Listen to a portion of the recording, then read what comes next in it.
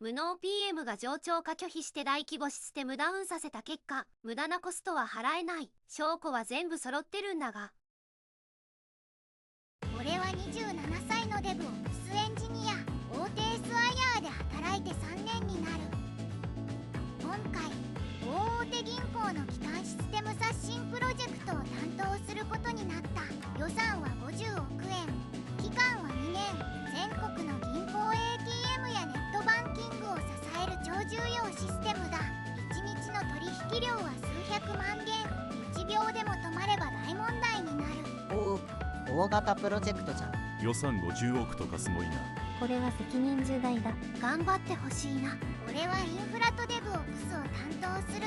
サーバー構成、ネットワーク設計、監視体制の構築、そして何より重要なのがシステムの可用性確保だ。24時間365日絶対に止まらないシステムを作る。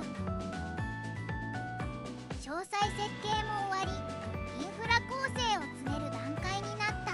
俺は冗長化構成を提案した。アクティブスタンバイ構成で拠点のデータセンターに配置。片方が障害で止まってももう片方が即座に引き継ぐ。これで49の可用性を実現できる。冗長化は基本だよな。特に銀行システムなら必須。ただし追加コストとして約1億円が必要になる。サーバー機器の追加費用が5000万円、ネットワーク構築が3000万円、データセンター利用料が2000万円。でも銀行システムが止まった時の損失を考えれば安いものだ。俺は詳細な資料を作成し PM に提出した。1億円だと。はい、冗長化構成を実現するには必要な金額です。そんな無駄なコストは払えない。でもシステムが止まった時のリスクを考えると。お前は心配性すぎるんだよ。サーバーなんて簡単に壊れないだろう。いえ、ハードウェア障害は必ず起こります。 SSD の故障率は年間1から 2%、電源ユニットは2から 3%。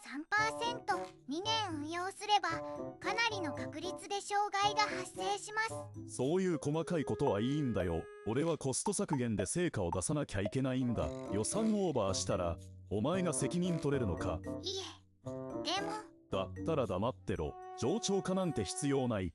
拒否だ。はあ、コスト削減のために安全性犠牲にするとか頭おかしい。これはひどい。絶対後で後悔するパターンじゃん。俺はしぶしぶ従うしかなかった。ただし念のため議事録には全て記録しておいた。 PM が冗長化を拒否した経緯、俺が警告したリスク、そして障害発生時の被害想定額。お、記録はしっかり残してるんだな。これは後で役立ちそう。PM の無能扱いは続いた。お前はいつも余計なことばかり提案するよな。無駄な機能ばかり追加したがる無能エンジニアだ。お前みたいなやつがいるから予算がオーバーするんだ。コスト意識が低すぎる。いや、品質とコストのバランスを考えているだけで。言い訳するな。会議でも俺の意見は無視され続けた。監視アラートの行き地設定を提案しても、そんなのどでいいだろ。バックアップのストック頻度を上げる提案をしても、コストがかかるだろ。拒否だ。全てがコスト削減優先、品質や安全性は二の次だった。クソ PM すぎる。こういうやついるよな。絶対後で大事故起こすパターン。それでも俺は自分の仕事はしっかりやった。詳細設計書には冗長化構成を明記、 PM が拒否した経緯も記録、そして SLA 違反時の損害額も試算して残しておいた。ステム停止1時間で約10億円の損失、12時間止まれば120億円。それに対して冗長化のコストは1億円。どう考えても冗長化すべきだった。一致。ちゃんと証拠残してて偉い。これは後で役立つやつだ。プロジェクトは順調に進み、ついに本番稼働の日を迎えた。切り替え作業は無事完了。システムは正常に稼働していた。ほら見ろ。俺の判断は正しかっただろう。お前の心配は杞憂だったな。俺のコスト削減で1億円も浮いたんだぞ。まあ無事でよかったです。でもまだ何が起こるかわからない。お前は本当にネガティブだな。 PM が調子乗ってるな。フラグ立ちまくりじゃん。俺は自宅で寝ていた。当番制の夜間監視は別の担当者だった。スマホが鳴った。監視担当からだ。イッチさん、大変です。メインサーバーが応答しません。なんだって。俺は急いで会社に向かった。オフィスに着いた時にはすでに大騒ぎになっていた。メインサーバーのハードウェア障害です。電源ユニットが故障してサーバーが完全に停止しています。冗長化がないから切り替え先がない。復旧には最低でも12時間かかる。やっぱり来たか。一致の警告通りじゃん。その間全国の銀行 ATM が停止。ネットバンキングも使えない。企業の決済システムも全て止まった。被害は瞬く間に拡大していった。顧客からのクレームは数万件。メディアも大々的に報道。大手銀行のシステムが12時間停止。数百億円規模の被害。金融庁からも業務改善命令が出た。大事故じゃん。数百億円とかやばすぎる。社内も大混乱だった。お客様サポートの電話が鳴りやみません。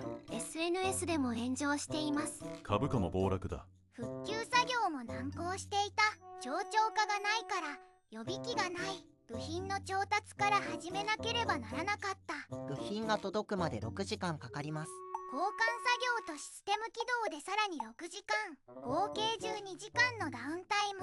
もし冗長化していれば即座に切り替えられたのに。 PM のせいで最悪の事態だ。1億円ケチって150億円の損害とかバカすぎる。ようやくシステムが復旧した。でも被害は計り知れない。直接的な損失だけで150億円。信用失墜による間接的な損失はさらに大きい。これは責任問題だな。誰かが責任取らないと。なぜ冗長化していなかったんだ。 SLA では 99.9% の可用性を約束したはずだ。それは一致。お前が冗長化を提案しなかったからだ。お前はインフラ担当だろう。冗長化を設計に入れるのはお前の仕事だ。いや、提案しましたよね。 PM さんが拒否したじゃないですか。そんな話聞いてない。お前が勝手に冗長化を外したんだろう。お前の無能のせいでこんな大事故になったんだ。はあ、責任転嫁すぎる。クソ PM 最低だな。自分が拒否したくせに。どちらにせよこれは重大な契約違反だ。損害賠償を請求する。被害額は少なくとも150億円だ。一致、君は自宅待機してくれ。責任の所在を明確にする必要がある。俺は自宅待機を命じられた。でもこのまま黙っているわけにはいかない。一致、証拠出すんだよな。完全勝利の時間だ。俺は自宅で証拠を整理し始めた。まず詳細設計書。俺が提案した冗長化構成が明確に記載されている。アクティブスタンバイ構成、2拠点配置、追加コスト1億円。すべて書類に残っている。次に PM との会議の議事録。 PM が冗長化を拒否した経緯が詳細に記録されている。 PM の発言、無駄なコストは払えない。サーバーなんて簡単に壊れない。すべて記録してある。完璧な証拠じゃん。議事録には日付とタイムスタンプも記載されている。出席者の署名もある。 PM も署名している。つまり PM 自身が拒否したことを認めている証拠だ。これは言い逃れできない。そして PM とのメールのやり取り。俺が冗長化を提案したメール、それに対する PM の拒否の返信、タイムスタンプ付きで全て残っている。さらに SLA 違反時の損害額試算書。システム停止1時間で10億円の損失、12時間で120億円。俺が事前に警告していた被害額だ。そして極めつけはクライアントへの RFP 回答書。提案書には 99.9% の可用性を約束。そのために冗長化構成を採用すると明記されている。つまり PM は顧客との約束を勝手に破ったんだ。これは完全勝利確定。 PM 逃げられない。証拠多すぎて草。俺は全ての証拠をまとめた報告書を作成した。そして社長と技術部長に直接メールを送った。件名、今回のシステム障害の真相について。お、直接トップに報告か。これは動くぞ。緊急役員会議が開かれた。出席者は社長、役員、技術部長、PM、クライアント担当者、そして俺。イッチ君から説明してもらおうか。はい、それでは証拠を提示します。まず詳細設計書です。ここに冗長化構成が明記されています。アクティブスタンバイ構成、2拠点配置、追加コスト1億円。確かに記載されているな。次に PM との会議の議事録です。ここに PM が冗長化を拒否した経緯が詳細に記録されています。 PM の発言、無駄なコストは払えない、サーバーなんて簡単に壊れないだろう、そして予算オーバーしたらお前が責任取れるのか。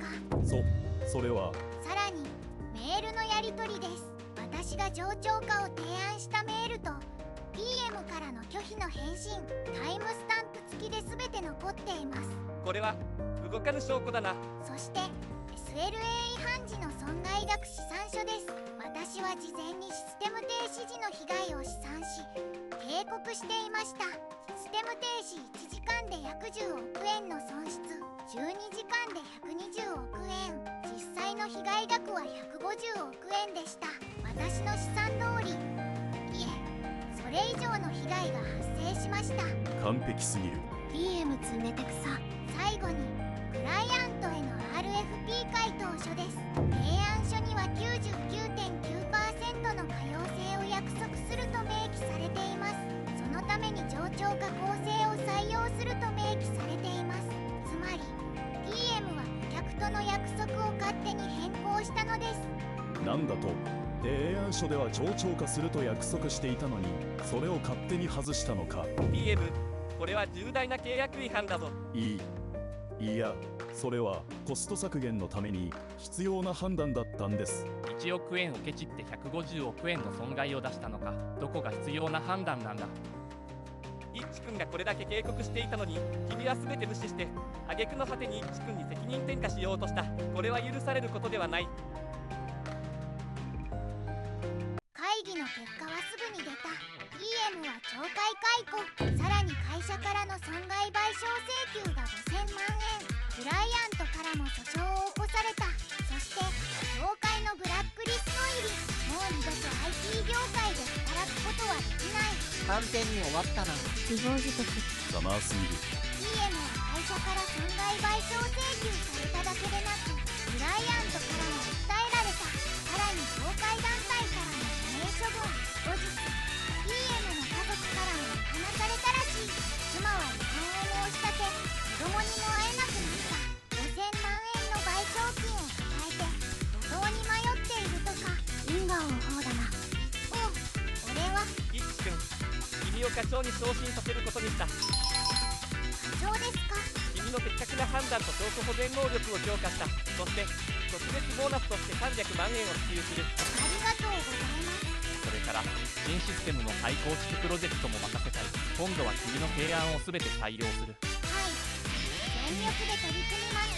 新プロジェクトではもちろん冗長化構成を完全実装したアクティブスタンバイ構成、拠点配置、東京と大阪にそれぞれデータセンターを配置、リアルタイムでデータを同期、片方が止まってももう片方が3秒以内に引き継ぐ監視体制も強化し、バックアップも徹底、24時間365日の監視体制、バックアップは15分ごとに自動取得、今度は 99.99% の可能性を実現できた。イッチさん、素晴らしいシステムをありがとう。今回は完璧だ。クライアントからも高い評価をもらった。本番稼働後も全く問題なし。システム可用性 99.99% を達成した。完璧なシステムが完成したんだ。完璧な結末だな。リッチコントリューナー。こうして俺は無能 PM から解放された。やっぱり証拠をしっかり残しておくのは大事だな。詳細設計書、議事録、メール、飛散書、提案書、すべてがリスク管理の一環だ。そして冗長化は本当に大事。コストをケチって品質を下げると結局大きな損失になる。これはすべてのエンジニアに伝えたい教訓だ。いい話だった。勉強になったわ。俺も証拠残すようにしよ続報あったら教えてね。最後まで読んでくれてありがとう。また何かあったら報告するよ。う。飯をつ。一致をつ。面白かった。課長頑張ってね。また報告待ってるわ。